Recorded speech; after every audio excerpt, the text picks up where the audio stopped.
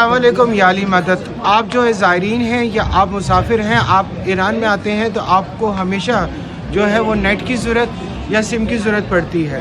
यहाँ पे सिम का सिलसिला अपना है।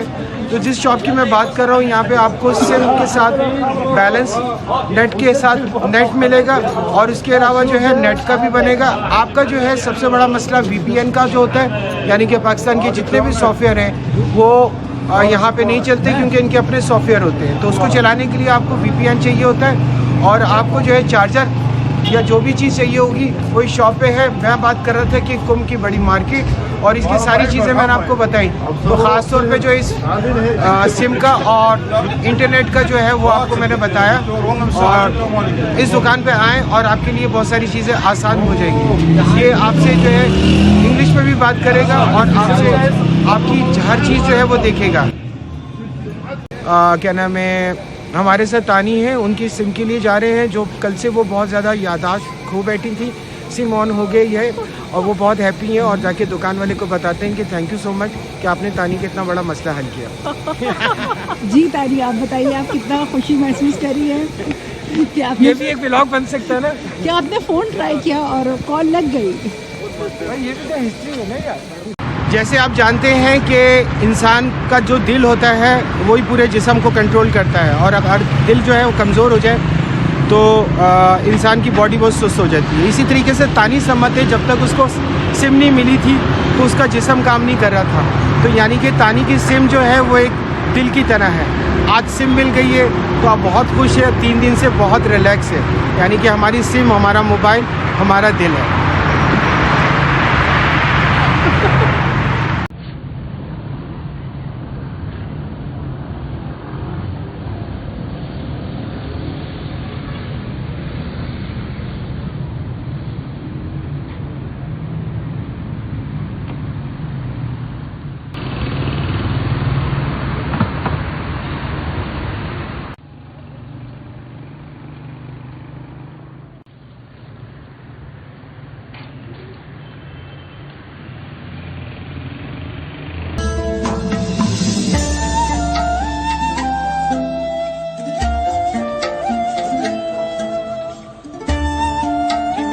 कर रहा था मैं यहाँ पे गलियों में क्यों घूमता हूँ, रातों को क्यों घूमता हूँ, मार्केट में क्या देखता हूँ।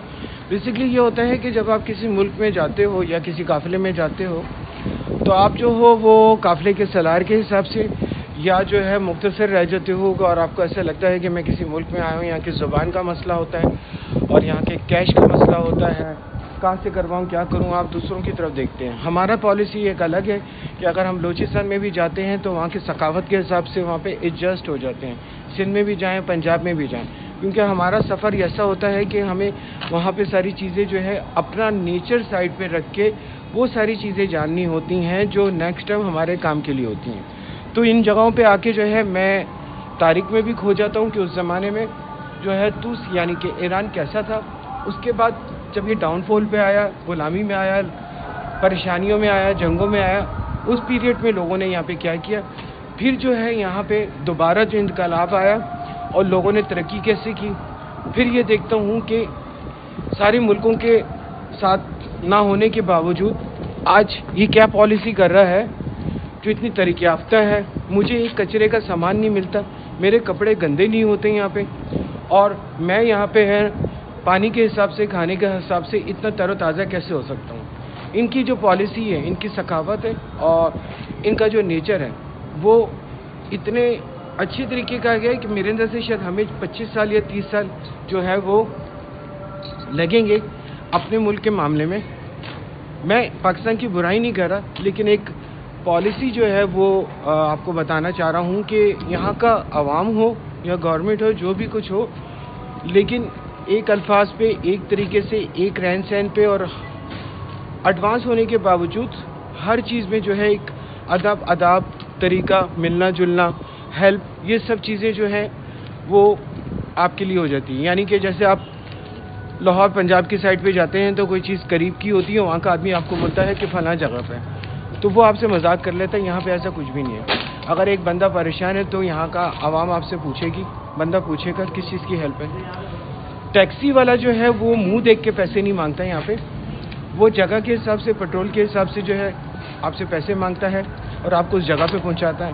यानी कि कोई भी बंदा यहाँ पे कोई जिम्मेदारी लेता है तो वो एंड तक आपको पहुंचाता है और आपको घुमाता है। तो ईरान में आने के बाद जो है आप इन चीज़ों से मेंटली तौर पे जो है वो इशू से बाहर निकलें, घूमें फिरें, ताकि नेक्स्ट टाइम जो है आपको किसी काफ़िले की ज़रूरत, किसी के साथ नहीं ज़रूरत। छोटी मार्केट में जाएं, बड़ी मार्केट में जाएं, लैंग्वेज जो रेगुलर वो आपसे फ़ारसी में बात करेगा तो 3 से 4 दिन या 5 दिन में वो अल्फाज आपको याद आ जाएंगे और आप भी बाकायदा से फ़ारसी में पूछोगे ये कितने का है, आपको अच्छा लगेगा।